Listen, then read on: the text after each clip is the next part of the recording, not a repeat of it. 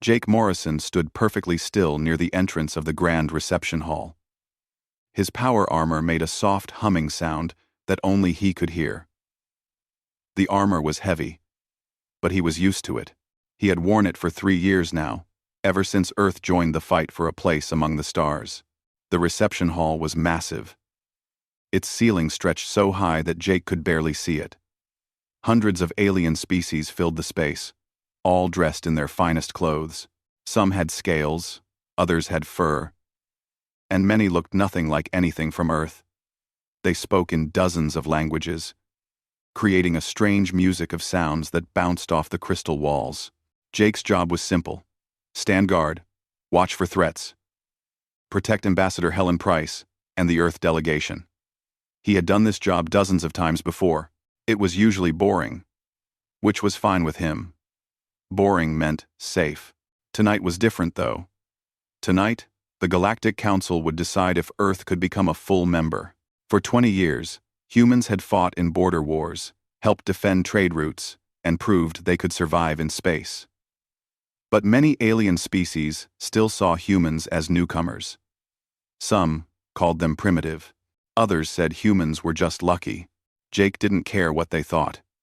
He had his orders. "The Veltheron delegation is arriving," Captain Danny Rogers said through the comm system in Jake's helmet. "Stay sharp." Jake watched as the massive doors at the far end of the hall opened. A group of tall figures walked through.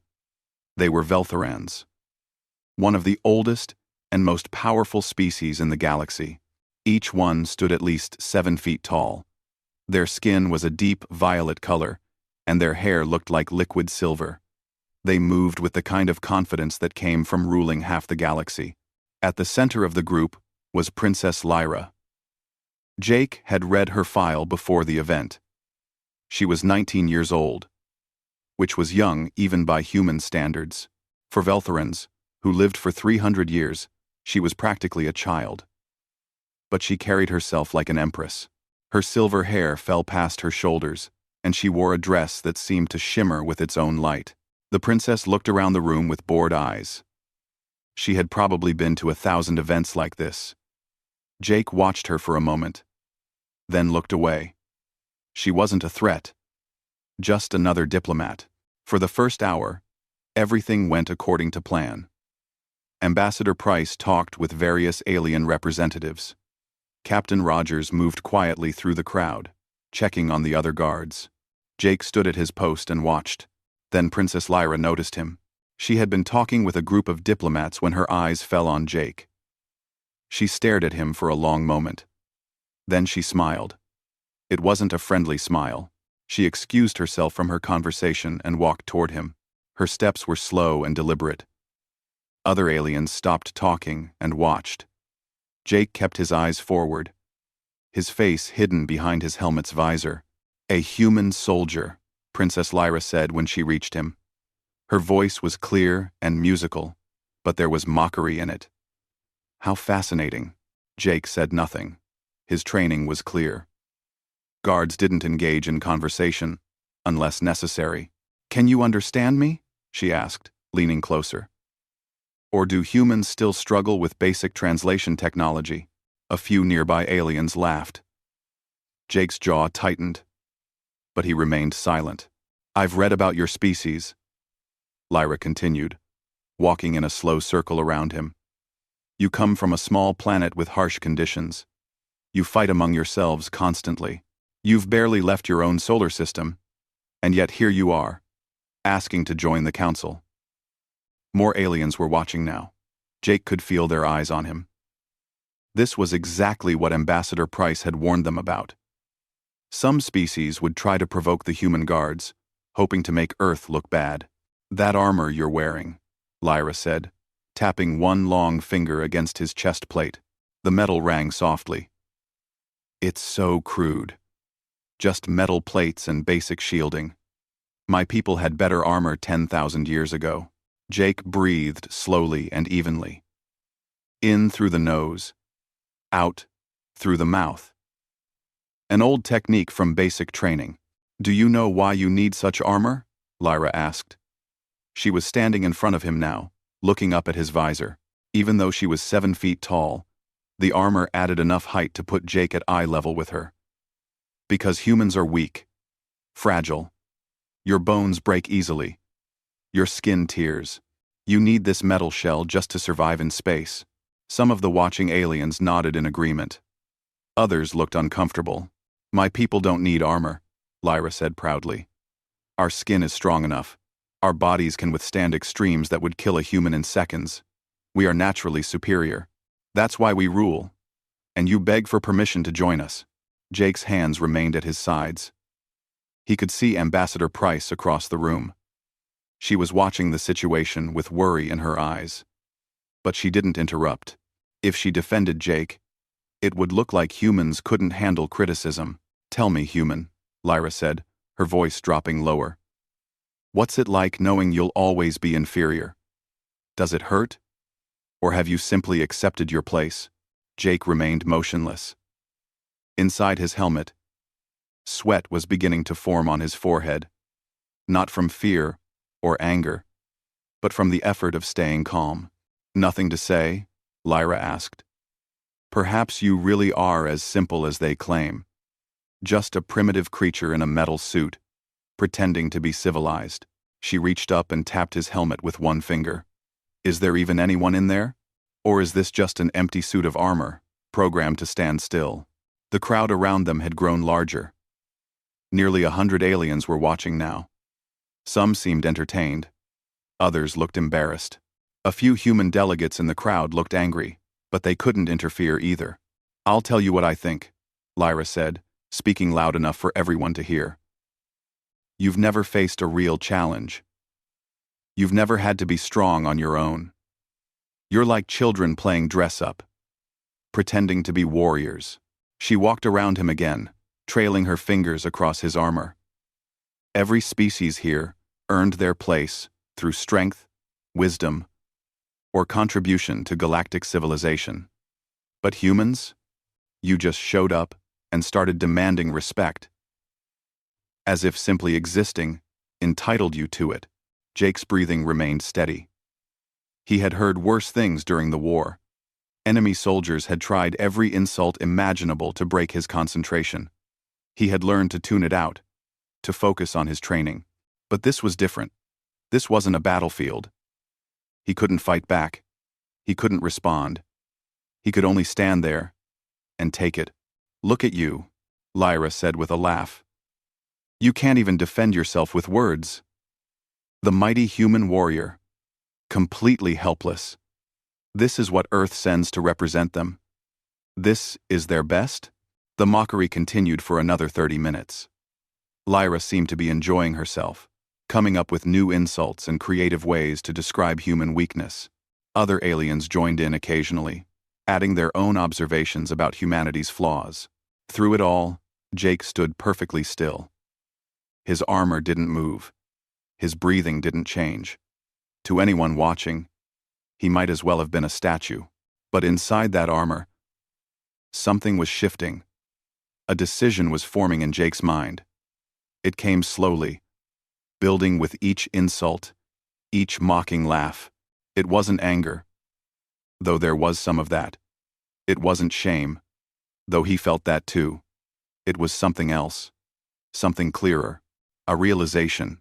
When the decision was fully formed, Jake finally moved. His hands came up to his helmet. The crowd fell silent, watching with sudden interest. Even Princess Lyra stopped talking, curious about what he was doing. Jake released the seals on his helmet with a soft hiss. He lifted it off slowly and set it on the floor beside him. His face was calm, his brown eyes steady. Sweat made his short, dark hair stick to his forehead. Then he reached for the next piece of armor. The reception hall had never been so quiet. Hundreds of aliens watched as Jake Morrison began removing his armor, piece by piece. The chest plate came next, released with mechanical clicks that echoed through the silent space. He set it down, carefully beside his helmet. Princess Lyra watched with confused amusement. "What are you doing?" she asked. Finally surrendering? Admitting defeat? Jake didn't answer. He kept working on the armor with steady hands. The shoulder pieces came off next, then the arm guards. Each piece was placed in a neat pile on the polished floor. "This is pathetic," Lyra said, though her voice had less confidence than before. "You're having a breakdown in front of everyone. This is exactly what I was talking about. Humans are too weak for—" The leg armor came off with a series of clicks. Jake bent down to remove the heavy boots. He was now standing in just his basic uniform, a simple gray suit that every Earth soldier wore under their armor. It was designed to regulate temperature and handle basic protection. But compared to the power armor, it was nothing. "Look at him," someone in the crowd whispered. "He's so small without the armor." It was true. Jake stood 6 feet tall, which was average for a human but tiny compared to most species in the room. The Veltherans towered over him. Even some of the smaller species had natural armor or thick hides that made them look more imposing. Captain Rogers pushed through the crowd. "Morrison," he said quietly. "What are you doing? Get your armor back on." Jake looked at his commanding officer. His face was calm, but there was something in his eyes that made Rogers pause. It wasn't defiance exactly. It was more like certainty. "I'm done, sir," Jake said simply. "Done?" Rogers asked. "What do you mean, done?" Jake looked past Rogers to Princess Lyra. For the first time all night, he looked directly at her. His brown eyes met her violet ones without fear or anger. Just steady, quiet, resolve. "She wanted to see me without the armor," Jake said. "She wanted to prove that humans are weak. So, I'm showing her." He turned away from them both and walked toward the exit. His footsteps were soft against the floor. Every eye in the room followed him. Some aliens looked confused. Others looked shocked. A few looked like they wanted to laugh but weren't sure if they should. Princess Lyra stood frozen, her mouth slightly open. This wasn't what she expected. She expected anger. She expected him to yell or maybe even attack her, which would prove her point about human aggression. She expected him to break down or beg for mercy. She didn't expect him to simply leave. "Wait," she called out. "Where are you going?" Jake didn't turn around. He reached the doors and pushed them open. They closed behind him with a soft sound, leaving nothing but silence and his abandoned armor. The crowd erupted into confused chatter. Aliens turned to each other, asking what just happened. Ambassador Price looked like she wanted to scream. Captain Rogers stared at the closed doors, trying to decide what to do. Princess Lyra looked down at the pile of armor on the floor. She had won, hadn't she? She had broken the human soldier. So why did she feel so unsettled? Captain Rogers found Jake in the human quarters an hour later. The quarters were small and simple. Nothing like the luxurious spaces given to species like the Veltherans. Jake was sitting on his bunk, still in his basic uniform.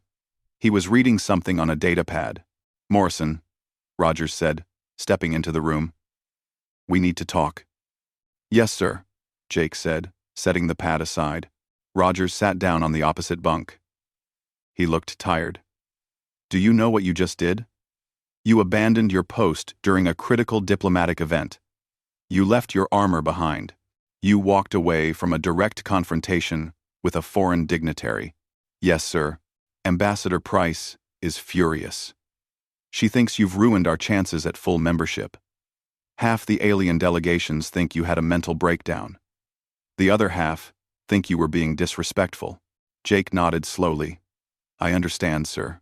Rogers leaned forward. "So, explain it to me. Help me understand. Because right now, it looks like you just threw away your career and possibly Earth's future because a princess hurt your feelings." Jake was quiet for a moment. When he spoke, his voice was steady. "I don't know. 20 minutes? Half an hour? 43 minutes, Jake said. "I timed it. 43 minutes of insults. Some of the other aliens joined in too. They called us primitive, weak, stupid, violent. They said we didn't belong among civilized species. They said we were pretending to be something we're not. Rogers sighed. I know it's hard, Morrison. But that's part of the job. We have to be better than them. We have to show restraint. I did show restraint, sir, Jake said. I stood there for 43 minutes and didn't say a word. I didn't move. I didn't react. I gave them exactly what they wanted. A target. Then why did you leave? Jake stood up and walked to the small window. Outside, stars stretched in every direction. Because I realized something, sir. She wanted me to break. She wanted me to get angry, or violent, or to fall apart. That would prove her point. It would prove that humans are the things she said we are. So you took off your armor instead? She kept saying we hide behind our armor because we're weak. She said we need it because we're fragile. So I showed her she was right. Jake turned back to face Rogers. I am weaker than her physically. Humans are more fragile than most species out here. That's just a fact. Then you proved her point, Rogers said. No, sir. I proved a different point. Jake's voice was calm but firm. I showed her that I know I'm fragile and I don't care. I showed her that I don't need her approval or her respect. I showed her that her opinion of me doesn't change who I am. Rogers stared at him. Morrison, that's not how diplomacy works. Maybe it should be, Jake said. Sir, we've been fighting for respect since we reached the stars.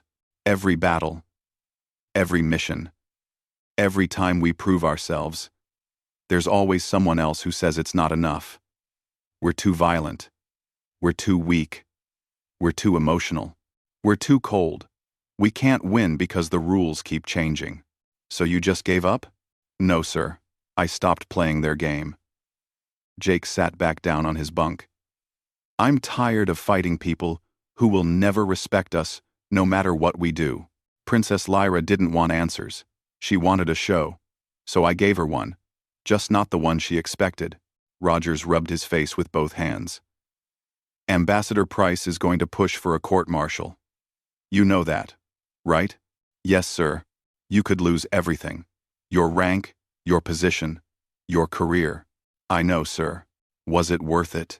Jake thought about the question. He thought about Princess Lyra's face when he looked at her. The confusion. The uncertainty. For 43 minutes, she had been completely confident in her superiority. Then, in the moment when he met her eyes without his armor, something had shifted. Ask me again in a few days, sir, Jake said. I think the answer might surprise both of us. Rogers stood up to leave, then paused at the door. For what it's worth. Morrison, I've been in this military for 25 years.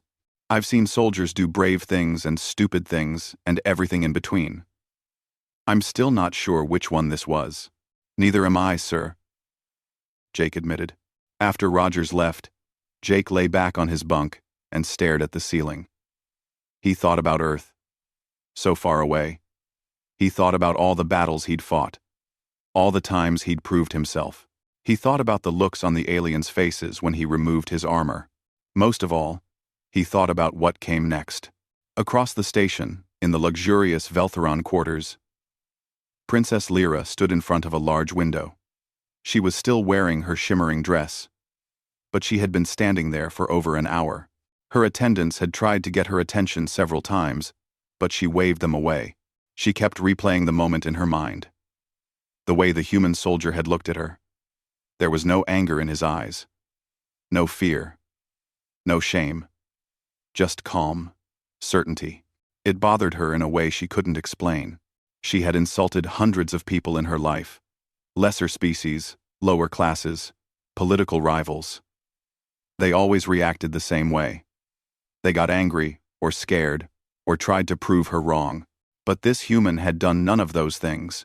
He had simply accepted what she said and walked away. Your Highness, one of her attendants said carefully. The evening meal is ready. I'm not hungry, Lyra said without turning around. Your Highness. Perhaps you should rest. The summit continues tomorrow. Lyra finally turned to face her attendants. Tell me something. Do you think I won tonight? The attendants looked at each other nervously. Of course. Your Highness. You exposed the human weakness for all to see. Then why? Lyra said slowly. Do I feel like I lost? No one had an answer for her. That night, across the station, hundreds of aliens discussed what they had witnessed. Some laughed about it. Others debated what it meant. A few argued about whether humans were brave or cowardly. But everyone agreed on one thing. They had never seen anything quite like it before. And they weren't sure what would happen next. The inquiry room was cold and formal. Jake sat at a single table in the center, wearing his dress uniform. Around him, seated in a semicircle, were 5 judges. 3 were humans. 2 were representatives from neutral alien species. Captain Rogers stood to the side, and Ambassador Price sat in the observation area, her face carved from stone. The lead judge, Commander Lisa Hunt, looked down at her notes. Sergeant Morrison, you are charged with abandoning your post during active duty, insubordination, and conduct unbecoming of a soldier. How do you plead? Guilty to the first charge, ma'am, Jake said clearly. Not guilty to the others.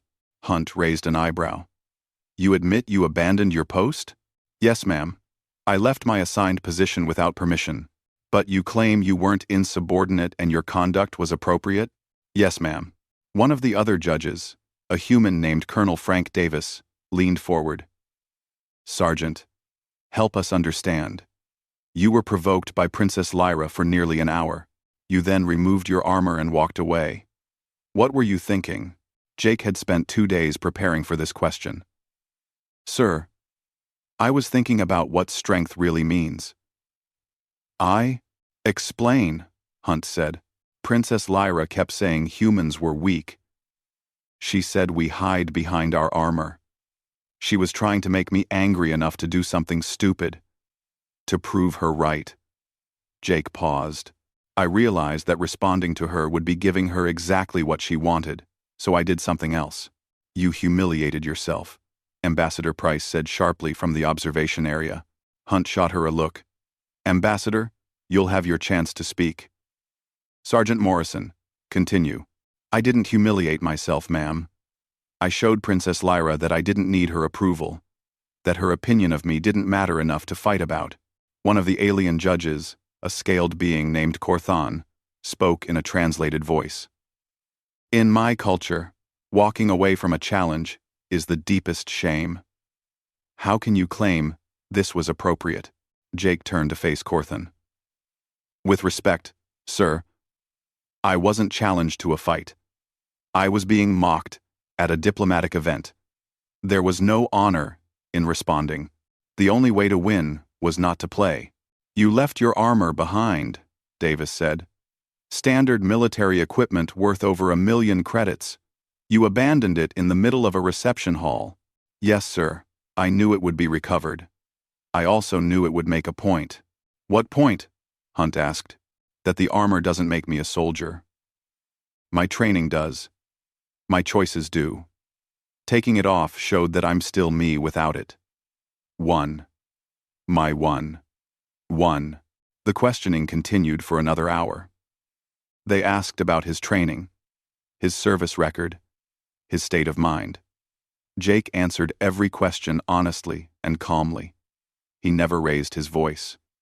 He never made excuses. Finally, Hunt called for a short break. As the judges filed out, Captain Rogers came over to Jake. You're doing well, he said quietly.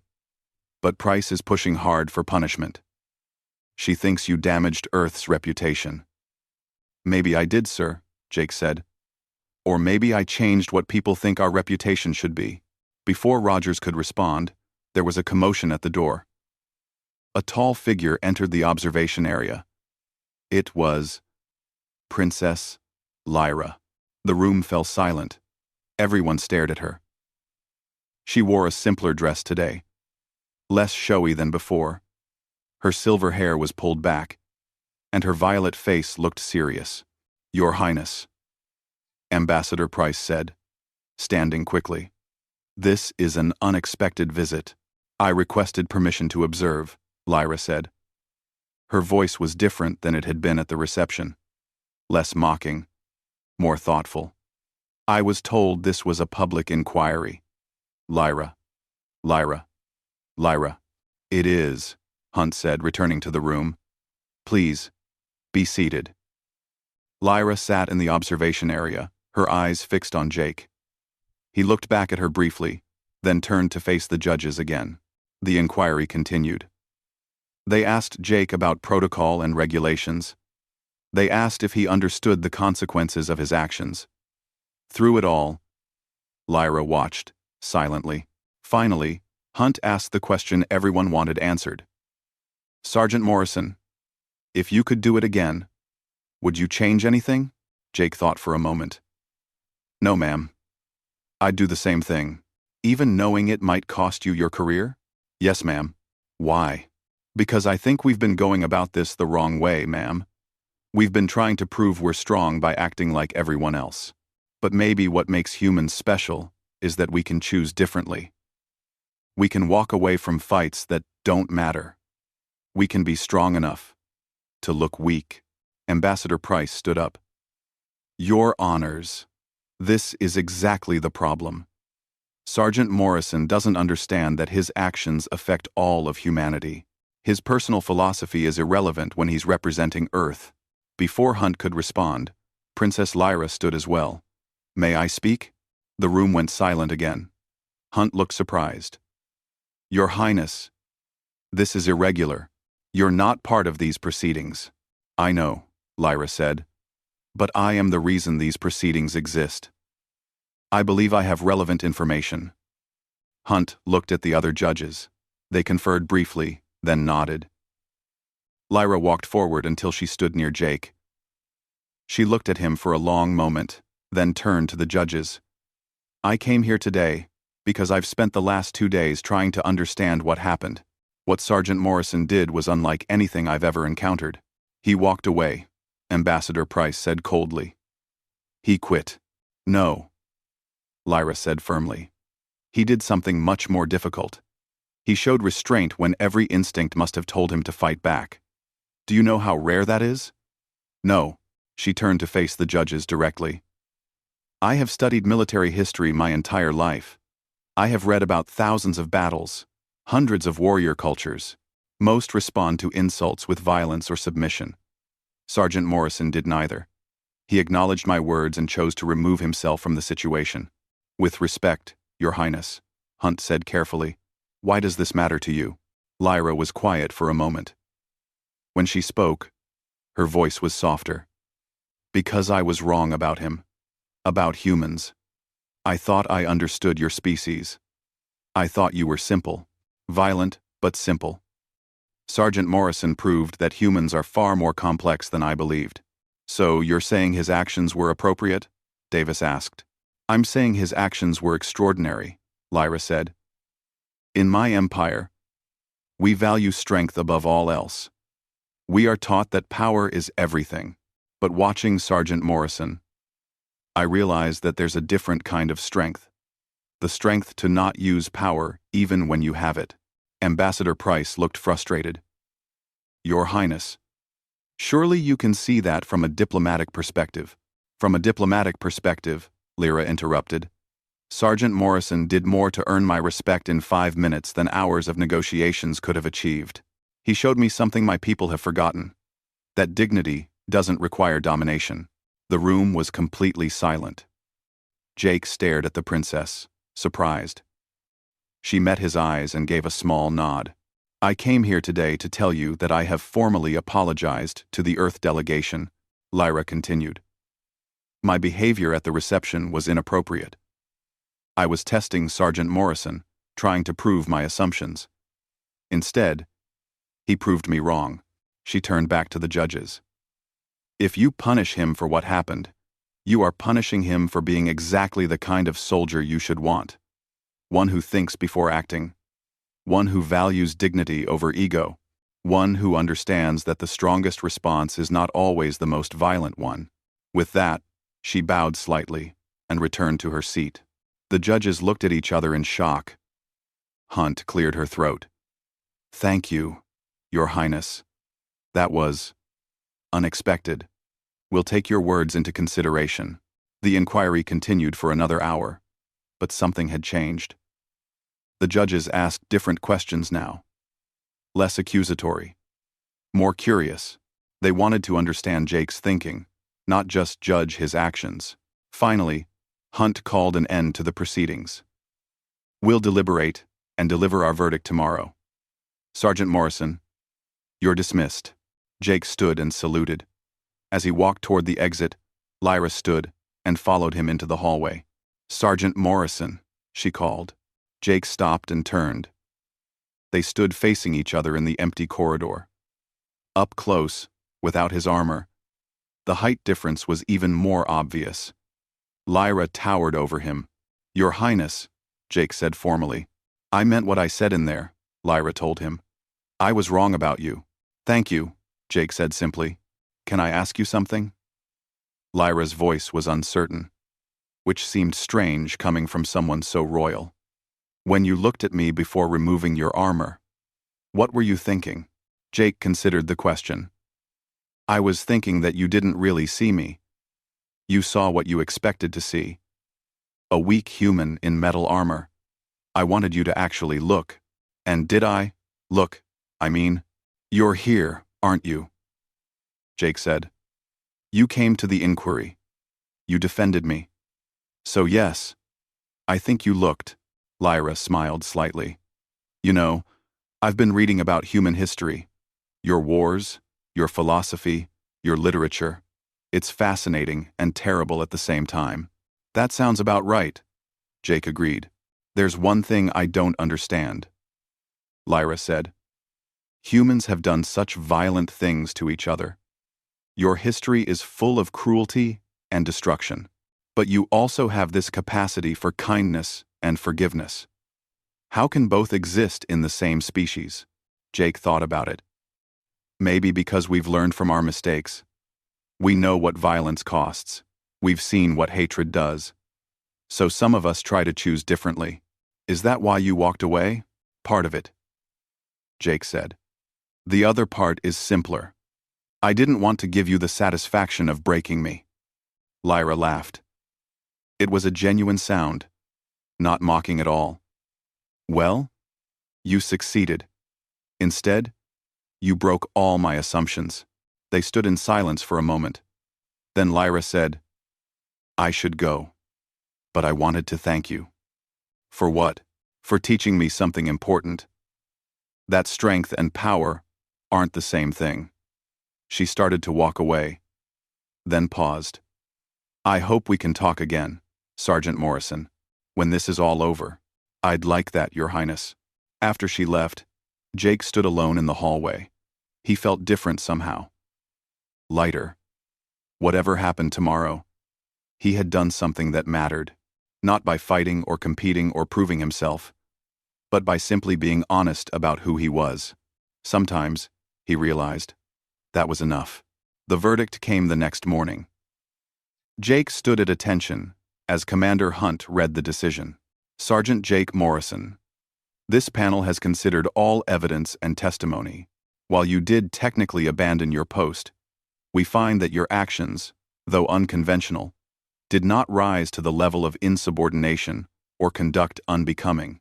You are hereby issued a formal reprimand, which will be noted in your file. However, you will retain your rank and position. This inquiry is concluded. Jake felt relief wash over him. Captain Rogers clapped him on the shoulder as they left the inquiry room. You got lucky, Morrison. Very lucky. Yes, sir. The princess's testimony made a big difference. The judges couldn't ignore it. Rogers paused. You've made quite an impression on her. It seems that way, sir. Just remember, she's royalty from one of the most powerful empires in the galaxy. Whatever friendship you've formed, be careful. Politics is complicated. Jake nodded, but before he could respond, an alarm began blaring throughout the station. Red lights flashed in the corridors. Rogers's comm unit crackled to life. All personnel, we have a situation. Mining dispute between Earth colony vessels and Kralex ships has escalated. Shots have been fired. Ambassador Price is calling an emergency meeting. Rogers and Jake ran toward the command center. The hallways were full of aliens rushing in every direction. The summit, which had been going smoothly, was suddenly in chaos. The command center was packed. Ambassador Price stood at the front, her face grim. Holographic displays showed two fleets facing each other near an asteroid field. Earth ships on one side, Kralex vessels on the other. "Status report," Price demanded. A young officer spoke quickly. "The asteroid belt in question contains rare minerals. Earth colonists claim they registered mining rights 3 months ago. The Kralex say the registration was invalid because Earth isn't a full council member yet. Both sides have refused to back down. 20 minutes ago, a Kralex ship fired a warning shot. Earth vessels responded. No casualties yet, but both fleets are preparing for combat." Price cursed under her breath. "Get me the Kralex ambassador. Now." While they waited, Captain Rogers leaned over to Jake. "This is bad. If Earth ships fire first, we'll be blamed for starting a war. If we back down, we look weak, and our colony claims will be worthless.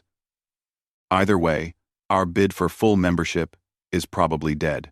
The Kralex ambassador appeared on screen. He was a massive being, with 4 arms and rocky gray skin. His voice rumbled like distant thunder. "Ambassador Price, your vessels must withdraw immediately. Ambassador Thokar, our colonists have legitimate claims to that asteroid belt. We filed all proper documentation. Documentation that means nothing until Earth is a full member. The law is clear. The law is also clear that attacking civilian vessels is an act of war. We fired no weapons at your colonists, only warning shots. Your military vessels fired back." The argument continued, going in circles. Jake watched the displays, showing the two fleets. More ships were arriving on both sides. What started as a small dispute was becoming a major incident. "This is going nowhere," Rogers muttered. Suddenly, there was a commotion at the door. Princess Lyra entered the command center, flanked by 2 guards.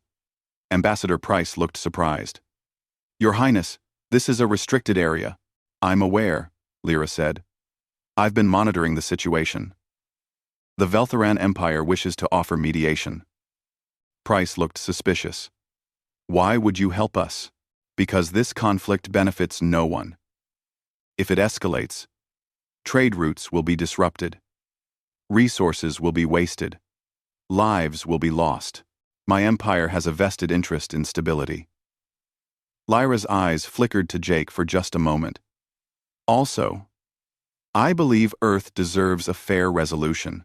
"The Kralex won't accept mediation from you," Price said. "They'll say you're biased. Perhaps. Unless the mediation comes from someone they respect. Someone neutral." Lyra turned to Jake. "Someone like Sergeant Morrison." The room went silent. Everyone stared at Jake. He felt his face get hot. "Your Highness, I'm just a soldier. I don't know anything about diplomacy." "Exactly," Lyra said. "You're not a diplomat or politician. You're someone both sides can trust, to be honest. And after what happened at the reception, the entire station knows you're capable of making difficult decisions." Ambassador Price shook her head. "This is insane. He has no training for this." "Maybe that's what we need," Captain Rogers said slowly. Everyone looked at him in surprise. "Maybe we've been approaching this wrong. All our trained diplomats are getting nowhere because everyone assumes they're just playing political games. But Morrison? He's different. He says what he means." "No." Price looked like she wanted to argue. But another alarm sounded. "Another warning shot," the young officer reported. "Tensions are increasing. We're running out of time." Price closed her eyes briefly, then opened them. "Fine. Morrison, you're with me. And Your Highness, I hope you know what you're doing." 30 minutes later, Jake found himself in a conference room with Princess Lyra, Ambassador Price, Captain Rogers, and representatives from both Earth and Kralex fleets on video screens. The Kralex commander was a scarred veteran named Grox. He looked at Jake with obvious disdain. "This is the human who abandoned his post? This is your negotiator?" "Captain Grox," Jake said calmly. "I understand you think Earth doesn't belong in this sector. I think Earth is too young and too aggressive to be trusted with valuable resources. That's fair. We are young compared to most species. And humans do have a history of aggression." Jake's honesty seemed to surprise Grox. "But we're also practical. This dispute benefits neither of us. The benefits don't matter. The law matters. The asteroid belt is not yours." "You're right," Jake said. Price started to protest, but Jake held up a hand. "The law says Earth needs full membership for our claims to be valid. We don't have that yet. So technically, you're correct." Grox looked satisfied. "Then, you will withdraw." "I didn't say that," Jake continued. "I said technically you're right. But there's a bigger question. What do you actually want? To mine those asteroids? Or to prove Earth is weak?" "I want what my people are owed," Grox growled. "Then let's talk about that. Your ships got here yesterday. Our colonists have been working that belt for 3 months. They've already extracted significant minerals and established infrastructure. If you force us out, you get the asteroids.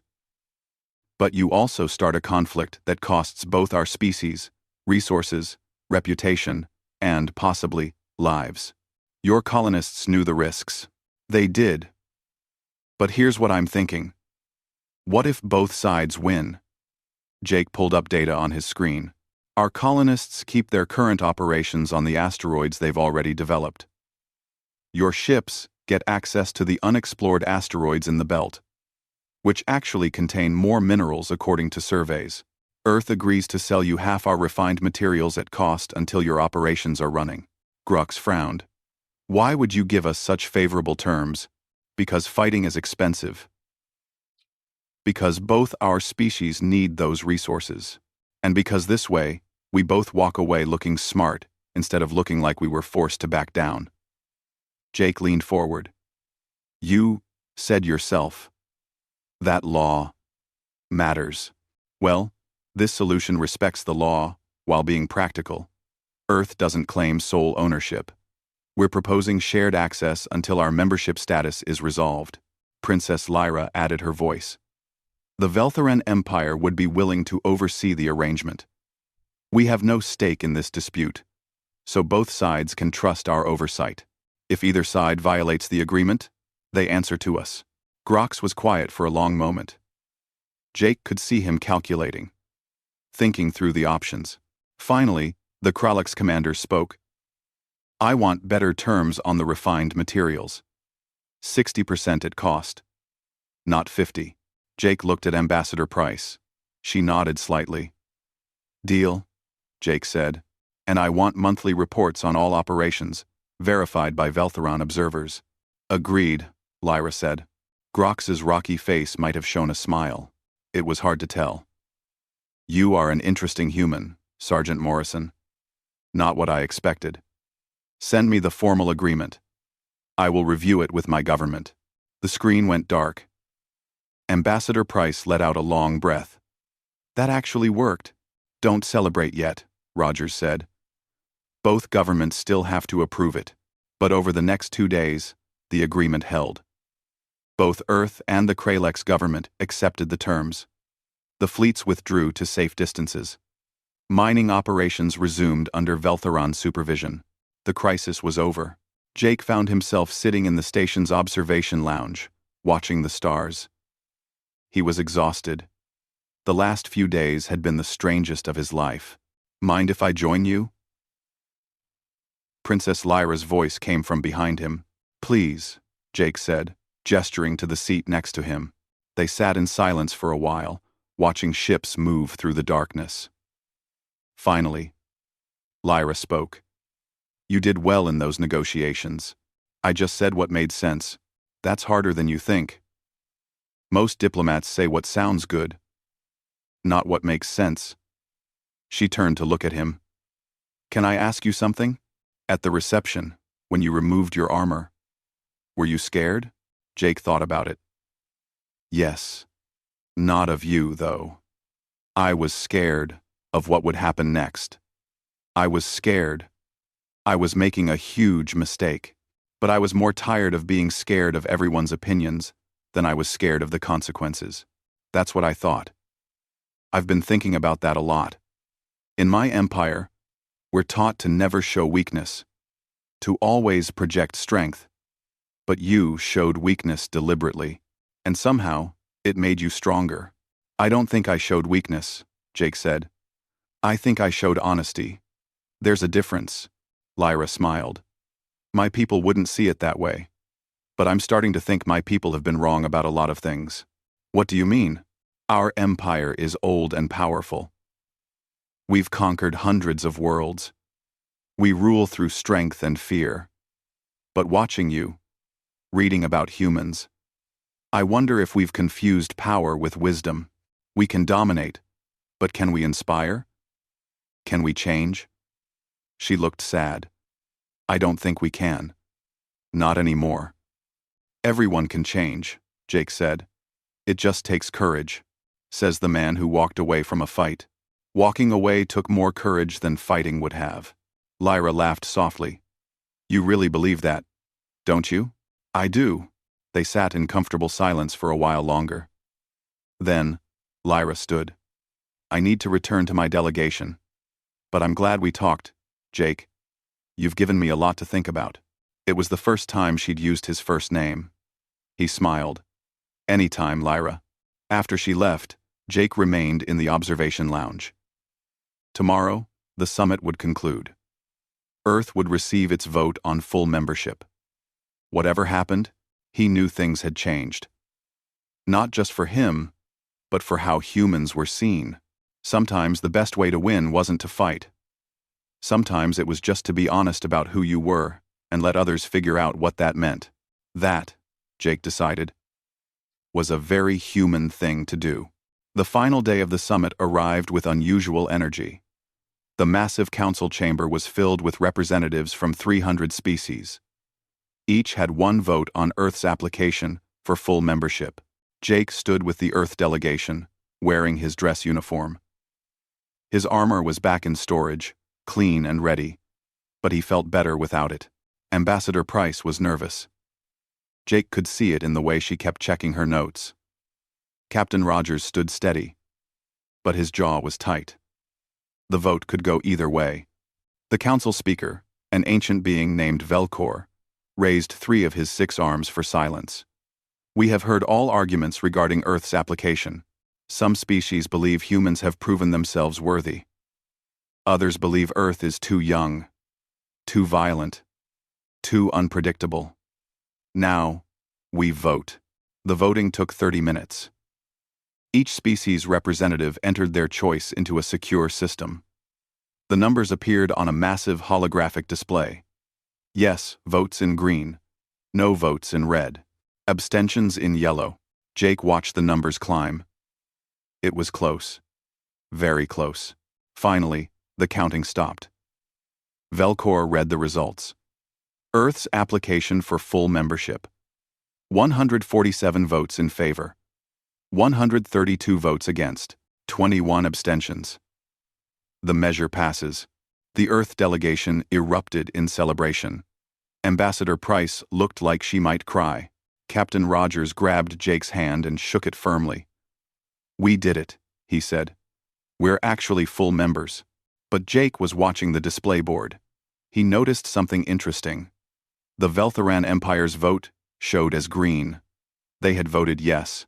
After the official ceremony, there was another reception. This one felt different than the first. Aliens who had ignored the Earth delegation before now came to offer congratulations. Some seemed genuine. Others seemed calculating. Already thinking about trade deals and alliances. Jake was standing near the refreshment area when Princess Lyra approached. She looked more relaxed than he'd ever seen her. Congratulations, Sergeant Morrison, she said. Thank you. I noticed your empire voted in our favor. We did. After much debate, she smiled. I may have influenced that decision. You spoke to your government about us? I did more than speak. I wrote a formal report about human potential, about your philosophy, your resilience, your unique perspective. She paused. I used you as my primary example. Jake felt his face get warm. I'm not sure I'm a good example of anything. You're exactly the right example. You showed me that strength comes in different forms. That sometimes, the bravest thing you can do is admit your limitations and act anyway. Before Jake could respond, Ambassador Price joined them. Your Highness, I wanted to thank you personally for your Empire's support. It meant a great deal. You're welcome, Ambassador. Though I must admit, Earth's chances improved significantly because of your sergeant here. His handling of the mining dispute impressed many species. They saw that humans can negotiate, not just fight. Price looked at Jake with a mixture of pride and confusion. Yes, well, Morrison has proven to be full of surprises. A commotion at the entrance drew their attention. Captain Grox, the Kralex commander from the mining dispute, had entered the reception. He walked directly to Jake. Sergeant Morrison, Grox said in his rumbling voice. I wanted to speak with you before I leave the station. Captain Grox, Jake said, standing straighter. Is there a problem with the agreement? No. The agreement works well. Better than I expected. Grox looked uncomfortable, which was strange for such a large and intimidating being. I came to apologize. Apologize? I dismissed you when we first spoke. I thought you were weak. I thought all humans were weak. I was wrong. Grox extended one massive hand. You are a worthy opponent. More importantly, you are a worthy ally.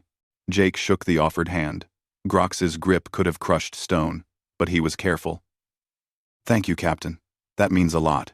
My government is interested in formal trade agreements with Earth. They asked me to extend an invitation for Earth vessels to visit our worlds. Ambassador Price looked delighted. We would be honored, Captain. After Grox left, more species representatives approached. Each had their own reasons for wanting to talk to Jake. Some were curious about human culture. Others wanted to discuss the mining dispute resolution. A few just wanted to meet the soldier who had taken off his armor. Jake answered their questions patiently, but he felt overwhelmed. This wasn't what he signed up for when he joined the military. He was supposed to be security, not some kind of diplomatic symbol. Late in the evening, he excused himself and found his way back to the observation lounge. It was empty and quiet. He stood at the window, looking at Earth in the distance. It was just a small blue dot from here, but it was home. I thought I might find you here, Lyra's voice said. Jake turned. The princess had changed out of her formal dress into something simpler. She looked younger somehow. More like the 19-year-old she actually was. Needed some quiet, Jake explained. I understand. These events are exhausting. She joined him at the window. Do you miss it? Earth? Every day. But I knew what I was signing up for when I joined the Defense Force. Service means sacrifice. That's very noble, very human.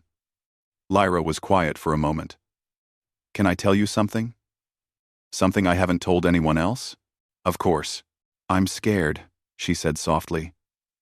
I'm going back to my empire tomorrow. Back to a place where everything I've learned here will be seen as weakness. My father believes in the old ways. Strength through domination. Victory at any cost. If I try to change things, to suggest a different path, I'll be seen as corrupted by lesser species. Jake understood immediately. But you're going to try anyway. Yes. Because you showed me it's possible. You stood up to me, to everyone, by being yourself. No apologies, no pretending. Just honest about who you are and what you believe. It won't be easy, Jake warned. People don't like change. Especially powerful people who benefit from the way things are. I know. That's why I'm scared. She smiled slightly. But I'm also excited. For the first time in my life, I feel like I have a purpose beyond just being the heir to an empire. I want to make my people better, stronger in ways that matter, not just in warfare. You'll do great, Jake said with confidence. You're smart, determined, and you're willing to admit when you're wrong. Those are rare qualities. You really think so? I know so. You could have doubled down after the reception incident. Instead, you came to my inquiry and defended me. You helped negotiate peace between Earth and the Kralex. You convinced your empire to support our membership. That takes real courage. Lyra looked pleased. Thank you, Jake. You'll never know how much you've changed my life. I think I helped you see what was already there. You just needed permission to believe it. They stood in comfortable silence, watching the stars.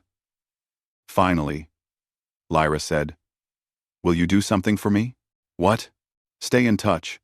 I know you're a soldier, and I'm a princess. Our lives are very different. But I'd like to know how you're doing, and maybe, sometimes, I could ask your advice when I'm trying to change an empire that doesn't want to change." Jake smiled. "I'd like that, though I'm not sure how much help I'll be. You're more help than you know." She reached out and squeezed his hand briefly. "Goodbye, Jake Morrison. Thank you for teaching me what strength really means." "Goodbye, Lyra. Good luck changing the galaxy." She left, and Jake remained at the window for a long time. He thought about everything that had happened. A week ago, he was just a guard at a diplomatic event. Now, he was part of something bigger, not because he fought or conquered or dominated anyone, but because he chose to be honest, to be vulnerable, to walk away when fighting would have been easier. The next morning, Jake was back on duty. The summit was over, and delegates were leaving the station. He stood in his armor, watching ships depart. His armor felt different now, not like a necessity, but like a choice. He could take it off anytime he wanted. That made wearing it more meaningful somehow. Captain Rogers approached him. "Morrison, I have news. You've been reassigned." Jake's heart sank. "Sir, if this is about the inquiry, it's a promotion," Rogers interrupted with a grin. "You're being transferred to the diplomatic corps as a cultural liaison. Apparently, several alien species specifically requested that Earth assign you to their negotiations. The brass decided you're more valuable talking than standing guard." Jake didn't know what to say. "Sir, I'm not qualified for that. Neither was I when I started. You'll learn. Besides, after what you pulled off with the Kralex, Ambassador Price thinks you're a natural. What about my squad? My unit? They'll be fine. You've trained them well.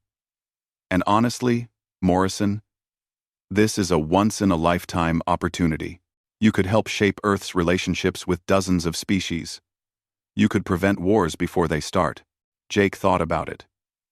It was everything he never wanted, and everything he never knew he needed. "When do I start?" "When?" "Next week. First assignment is a trade negotiation with a species called the Thenos. They're reportedly difficult to work with." "Sounds perfect," Jake said with a slight smile. 3 months later, Jake was in his new office on a different station. He had participated in 4 successful negotiations and was working on a 5th. The job was challenging, but rewarding. He was doing more good here than he ever could have as a guard. His comm unit beeped. Incoming message from an encrypted source. He opened it and smiled. It was from Lyra. The message read, "Jake, I hope this finds you well. I wanted to update you on my progress. I proposed reforms to our military structure, suggesting we focus more on defense and cooperation rather than conquest." The Council of Elders nearly laughed me out of the room. My father was furious. He said I was betraying our traditions. So I did what you would do. I stood there, listened to every insult, and then calmly explained why they were wrong. I didn't yell. I didn't argue. I just presented facts and left the decision to them. They're still discussing it, which is more than I hoped for. Small victories. How are your negotiations going? I heard the Venos are impossible. Knowing you, you've probably made them reasonable by now. Stay strong, friend. Lyra. Jake typed a response. Lyra. Proud of you for standing your ground. The Venos aren't impossible. Just stubborn. Reminds me of someone I used to know. Keep fighting the good fight. Small victories add up. And remember, it's okay to be scared. That means you care about the outcome. Jake. He sent the message and leaned back in his chair. Outside his window, ships from 100 species moved through space. Earth was a full member of the galactic community now. Humans were proving every day that they belonged. But Jake knew the real work was just beginning. Earning membership was one thing. Keeping it, thriving in it, that would take continued effort, continued honesty, continued willingness to be vulnerable when necessary and strong when required. He thought about that night at the reception, about the decision to remove his armor, about walking away. It felt like a lifetime ago, but it was only a few months. That one choice had changed everything. Sometimes the smallest actions have the biggest consequences. Sometimes the quietest statement is the loudest. Sometimes the bravest thing you can do is admit you're scared and act anyway. That, Jake decided, was the most human thing of all. Not because humans were special or superior, but because humans had learned, through thousands of years of mistakes and triumphs, that true strength came from within, from character, from choosing to be better even when it was hard. His comm unit beeped again. Captain Rogers, with an update on the Tenos negotiations. Jake took a deep breath, put on his professional face, and got back to work. There were still battles to fight. Just different kinds of battles. And Jake Morrison, former guard, current diplomat, was ready for all of them. Not because he wore armor, not because he had weapons, but because he knew who he was and what he stood for. And that, in the end, was the only armor anyone really needed. Years later, when humans were asked what made them special among the thousands of species in the galaxy, they would point to many things. Their resilience, their creativity, their ability to adapt, but some would remember a soldier who took off his armor and walked away, who showed that sometimes the strongest response is the simplest one, who proved that you don't need to be the biggest or the strongest to make a difference. You just need to be yourself, honestly, completely, without apology. And maybe that was the most powerful thing of all.